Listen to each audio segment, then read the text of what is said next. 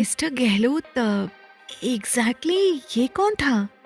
Daisy पिछले कई सालों से इस लग्जरी स्टोर में काम कर रही थी और उसने कभी गहलोत को इतना पोलाइटली बात करते हुए नहीं देखा था।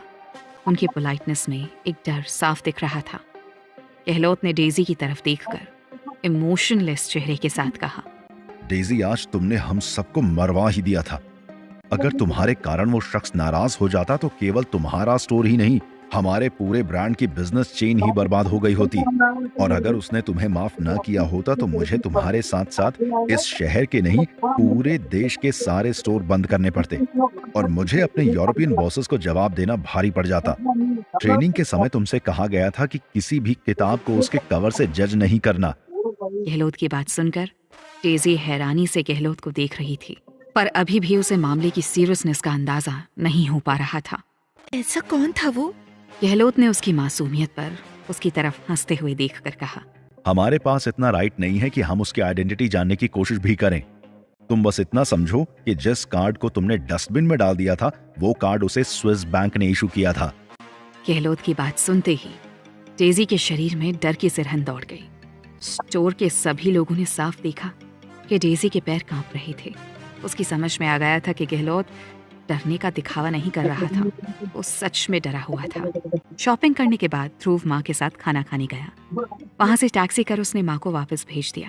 अभी ध्रुव यूनिवर्सिटी की तरफ जा रहा था। ध्रुव के मोबाइल में लगातार मैसेजेस आ रहे थे। मोबाइल बगैर देखे ध्रुव समझ गया कि ये मैसेज उसे कार्तिक भेज रहा होगा। ध्रुव ने मोबाइल खोला और कार्तिक ने मैसेज भेजा था, ध्रुव, आज तुम काम पर नहीं आ रहे हो क्या? अगर तुम आ रहे हो तो याद करके प्रोटेक्शन के लिए कुछ लेते आना।